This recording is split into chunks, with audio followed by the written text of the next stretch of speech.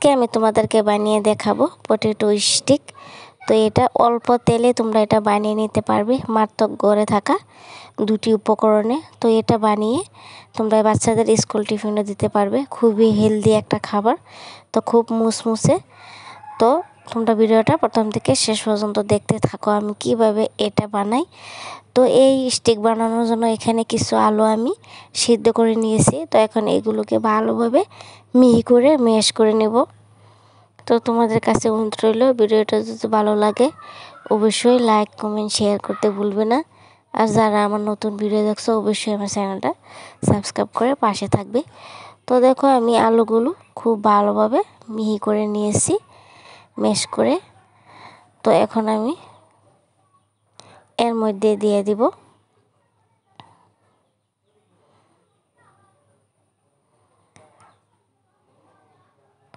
তো দেখো এর মধ্যে দিয়ে দিব অল্প আটা দিয়ে দিব। তোমরা চাইলে এখানে ময়দাও দিতে পারো। তো এখন আটা দিয়ে আমি অল্প লবণ দিয়ে দিব আর দিয়ে দিব অল্প জিরে গুঁড়ো। তোমরা চাইলে এখানে গরম মশলা গুঁড়াটাও দিতে পারো। তো আর কিছু দিব না, তো এইভাবেই আমি তৈরি করব। তো এটা খেতে ভীষণ ভালো লাগে। তো এখানে কোনো জল দিবে না।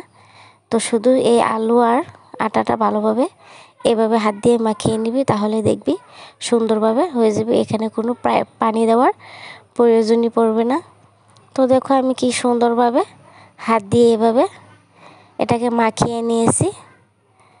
তো খুব সহজ বানানো, একবার হলো বাসায় ট্রাই করে দেখতে পারো।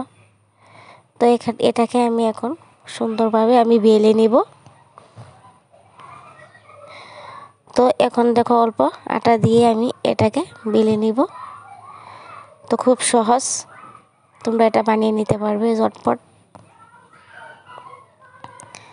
তো দেখো এইভাবে দিয়ে আমি এটাকে এখন সুন্দরভাবে গোল করে আমি এটাকে ভালোভাবে বেলে নিব।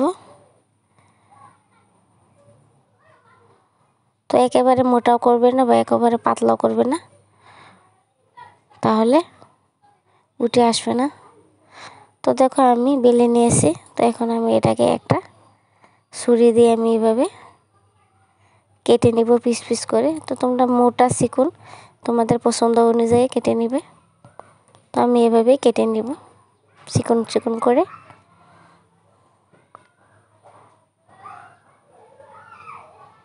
তো দেখো আমি সবটা কেটে নিয়েছি। তো আমি একটা লিচি তোমাদেরকে উঠিয়ে দেখিয়ে দিই যে কতটা সুন্দর হয়েছে। তো দেখো আমি উঠিয়ে নিয়েছি। তো এখন আমি এটাকে ভালোভাবে ভেজে নিব। তো ভাজার জন্য আমি আগে থেকে গ্যাসটা অন করে আমি একটা প্যান বসিয়ে অল্প তেল দিয়ে দিছি। তো তেলটা গরম হয়ে গেছে। তো এখন এর মধ্যে আমি একটা একটা করে লিচিগুলো দিয়ে দিব, সবগুলো লিচি। তো অল্প তেলে তোমরা এটা বানিয়ে নিতে পারবে। অবশ্যই চুলার আঁচটা তোমরা কম করে দিবে, তাহলে এটা পুড়ে যাবে তাড়াতাড়ি। তো এক পিসটা হয়ে গেছে, আমি আরেক পিসটা উল্টিয়ে দিব এভাবেই সুন্দরভাবে। তো উল্টিয়ে আমি এটাকে ভালোভাবে কম আঁচে ভালোভাবে ভেজে নিব। তো দেখো আমি নাস্তাটা ভেজে নিয়েছি, কি সুন্দর হয়েছে। তো এটাকে এখন আমি নামিয়ে আমি বাকিগুলো ভেজে তোমাদেরকে পরিবেশন করে দেখিয়ে দিব। তো দেখো একটা প্লেটে আমি পরিবেশন করে নিয়েছি। তো তোমাদেরকে দেখিয়ে দিই একটা ভেঙে যে কতটা মুসমুসে হয়েছে। তো খেতেও ভীষণ ভালো লাগে। তো বাসায় একবার হলো ট্রাই করে দেখবে। সুস্থ থাকবে, ভালো থাকবে, পরবর্তী ভিডিওর জন্য অপেক্ষা করবে। আল্লাহ হাফিজ।